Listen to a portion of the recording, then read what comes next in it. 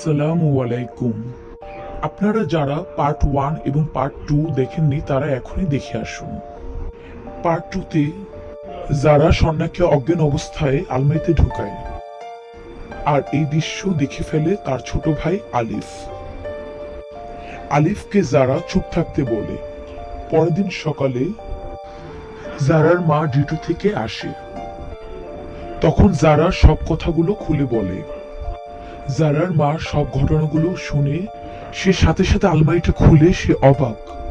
আলমারিতে এতক্ষণ আটকে থাকার কারণে সন্ন্যাস সেখানেই মারা যায়।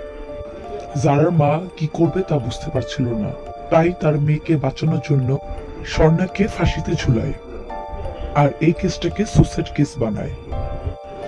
যেহেতু জারার মা পুলিশ, তাই সবাই তার কথা শুনে বিশ্বাস করে। এভাবে কিছুদিন পার হয়ে যায়।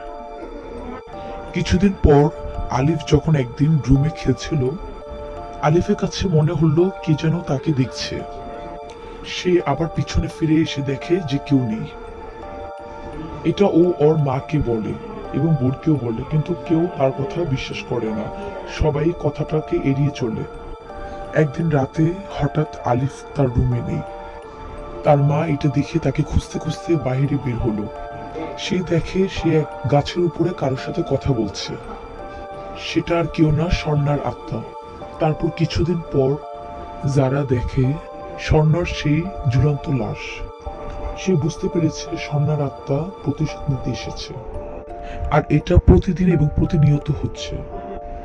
কিন্তু এক রাতে স্বর্ণার আত্মা জারার উপরে আসে আর জারাকে সুসাইড করতে বাধ্য করে।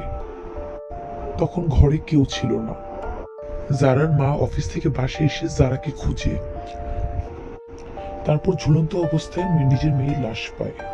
সেটা দেখে সে কাঁদতে কাঁদতে পাগল হয়ে যায় এবং নিজেকে আত্মসমর্পণ করে। তার 14 বছরের শাস্তি হয় আর আলিফকে তার নানির বাসায় পাঠিয়ে দেওয়া হয়। এই গল্পটি পুরান ঢাকায় সত্যিকার একটি ঘটনা। আপনাদের কাছে কেমন লেগেছে জানাবেন এবং আরো সুন্দর সুন্দর ভিডিও পেতে আমাদের সাথেই থাকবেন। আর আমাদের পেজটাকে লাইক করবেন এবং ইউটিউব চ্যানেলে সাবস্ক্রাইব করবেন। আল্লাহ হাফেজ।